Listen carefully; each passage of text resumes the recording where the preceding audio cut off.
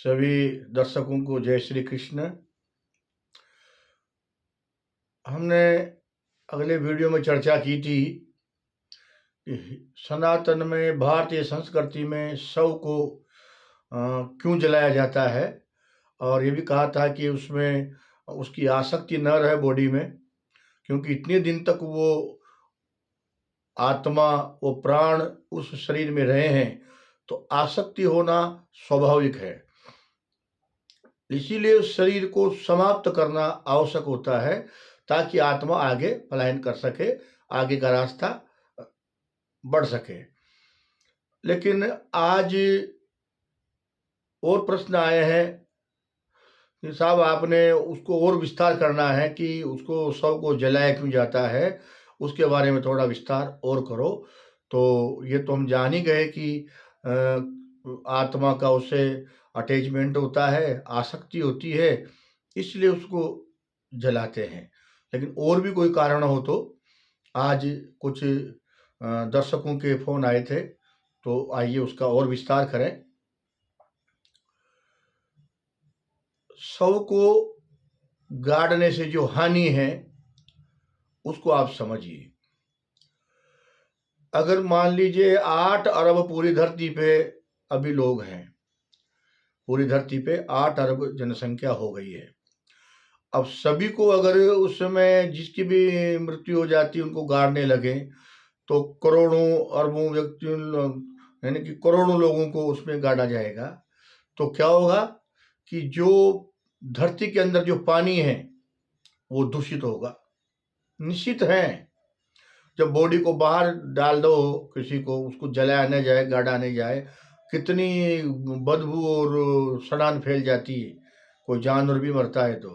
तो आप उससे विचार करो कि इतनी बॉडी शरीर की उसमें धरती में अगर गाड़ी जाएगी तो कितना उससे प्रदूषण होगा। आप सोचेंगे धरती तो फिल्टर कर देती है, ऐसा नहीं होता, नहीं। वास्तविक फिल्टर करने का काम, शुद्ध करने का काम सूर्य भगवान करते हैं। सूर्य ही उसको फिल्टर करता है। सूर्य भी जल को जो शुद्ध कर सकता है वो कोई नहीं कर सकता। मैं एक गांव में गया और बचपन में भी जाया करता था, तो लोग वहां पर भी कैंपर का और आरओ का उपयोग करने लगे। मैंने कहा जी यहाँ का जो पानी है वो तो बहुत मीठा था, हम बचपन में खेलते थे, यहाँ आया करते थे और बहुत मीठा पानी था, ये पानी खराब कैसे हो गया।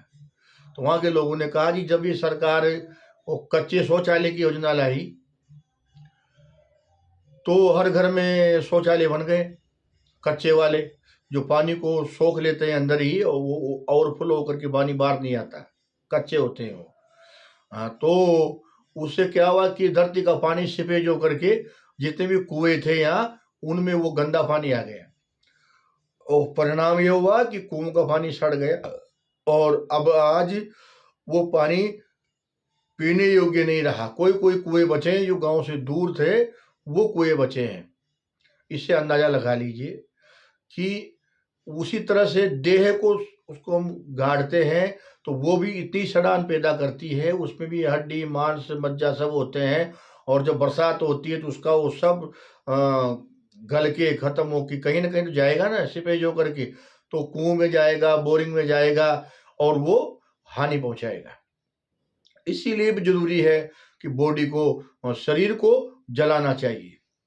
दूसरा कारण एक ये है, मैं आपको प्रमाण सहित पेश करता हूं कि धरती पे सभी जगह जब हड्डियां हो जाएगी तो व्यक्ति रहेगा कहाँ। क्योंकि हमारे ऋषियों ने शास्त्रों में यह रिसर्च किया कि जहाँ हड्डियां हो उस जगह अगर कोई व्यक्ति आवास बना करके रहता है तो उस घर में बहुत बीमारियां होती हैं, उसके घर में बरकत होना बंद हो जाती है। चाहे वो कितना भी पैसा कमा करके लाए लेकिन वहां धन रुक नहीं सकता है। इसका उदाहरण कुछ वर्षों पहले एक अखबार में आधे पेज का फोटो आया था और उसमें छिपा था कि एक गृहस्थी व्यक्ति था, वो बीमार रहता था और सब जगह इलाज करवाए, दिल्ली बम्बई एम्स सब जगह गए, कहीं ठीक नहीं हुआ। और पैसा भी अच्छा पैसा कमाते थे लेकिन घर में कोई पैसा नहीं था और कर्जे हो रहे थे उनके। तो जगह जगह उन लोगों ने पूछा, ज्योतिषियों से और भविष्य वक्ताओं से, सब जगह गए, तो सभी जगह एक बार निकल के आई कि आपके घर में हड्डियां हैं। तो उन्होंने मानी, भाई जब सब लोग कह रहे हैं तो होगी, तो मकान जो भी होगा जो होगा। तो उन्होंने उस मकान की खुदवाई करवाई और चौंकाने वाला रहस्य आया कि इतनी हड्डियां उस मकान में निकली कि ढेर लग गया। हो सकता है कोई राजा महाराजाओं का वहाँ वो पशुओं का शमशान रहा होगा, उसमें ऊंट की हड्डियां निकली थी बहुत सारी। तो कोई सी भी हड्डियां हो, वो नकारात्मकता देती है और वहाँ व्यक्ति आराम से रह नहीं सकता। इसीलिए शास्त्रों में लिखा कि आप आवास बनाओ, पहले उसको पानी आए जब तक खुद वहाँ तक इतना खुदवाना चाहिए।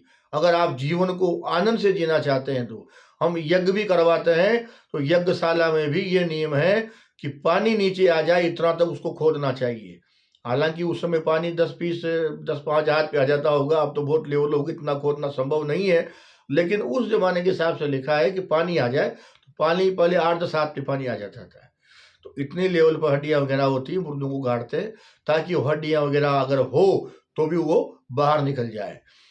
और वो हड्डियां निकालने के बाद वो व्यक्ति रहा, सब बीमारियां ठीक हो गई, धन धान्य की वृद्धि भी हुई। दूसरा उदाहरण, अभी कुछ ही समय पहले एक और फोटो आया था अखबार में कि कोई एक मोमडन परिवार था और वो रह नहीं पा रहा था वहाँ मकान में।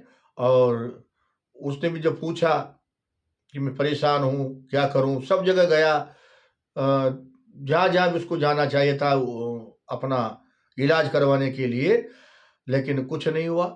अंत में यही बात आई कि आपके घर में हड्डियां गड़ी हुई है। तो वहाँ उसने खुदाई करवाई और उसमें बहुत चौंकाने वाला रहस्य था कि एक साधु की हड्डियां वहाँ निकली। क्योंकि सनातन धर्म में समाधि दी जाती है, बॉडी को बैठाया जाता है और वहाँ उसके पास वो त्रिशूल वगैरह रख देते हैं, तो वो सब निकले वहाँ, एक शंख और त्रिशूल ये निकले। और वो हड्डियां वहाँ से निकाल करके उसने गंगा में विसर्जन करवाई। उसके बाद वो परिवार आनंद से रह रहा है। ये अभी ज़्यादा पुरानी बात नहीं, 1-2 महीने पुरानी वार्ता है। तो इससे सिद्ध होता है कि जहाँ हड्डियां नीचे दबी हुई है वहाँ व्यक्ति नहीं रह सकता। तो जब सभी लोग इनको गाड़ने लगेंगे, धीरे धीरे क्या होता है कि जो कवर पक्की बनाते हैं वो खंडर हो जाती है, लेकिन हड्डियां वहीं रहती है और व्यक्ति आने जाने में अपना आवास बना लेता है, मकान बना लेता है, या कोई ना कोई व्यापार की फैक्ट्री वहाँ डाल लेता है। आप देखो किसी की फैक्ट्रियाँ नहीं चलती, बड़े बड़े सेठ परेशान हो जाते हैं कि वो फैक्ट्री चलती ही नहीं है, क्योंकि कारण वहाँ वो है। इसीलिए भी जरूरी है कि शव को जलाना चाहिए, क्योंकि जब तक वो हड्डियां हैं तब तक व्यक्ति न वहाँ रह सकता है, न उस जगह पर ढंग से व्यापार कर सकता है, और वह कहीं ना कहीं नकारात्मकता लाएगी ही लाएगी। यह रिसर्च हमारे ऋषियों ने उस जमाने में किया जब कोई नहीं कर सकता था। तो इसीलिए एक बार मैं फिर और कहूँगा कि सनातन धर्म में, भारतीय संस्कृति में जो शव को जलाने की जो व्यवस्था है वो बिल्कुल वैज्ञानिक है, प्रामाणिक है। और जलाने का प्रमाण भी कितना दिया है कि आप उनको जलाएंगे बॉडी को, तो उसमें भी कास्ट कौन सी होना चाहिए, लकड़ियां कौन सी होना चाहिए, ये भी बहुत महत्वपूर्ण बात है। तो सब चीज़ें आगे भी और एक वीडियो और बनाएंगे, उस पर चर्चा करेंगे। तो सभी दर्शकों को हमारा ये वीडियो कैसा लग रहा है, और अगर आपके अच्छा लग रहा है तो इनको आप शेयर करें, सब्सक्राइब करें, ताकि जो हम ये शास्त्र पढ़ करके और रिसर्च करके जो जानकारियाँ आप तक दे रहे हैं वो और हमारे सनातनी भाइयों को, भारतीय लोगों को प्राप्त हो सके। तो इसी के साथ सभी को जय श्री कृष्ण।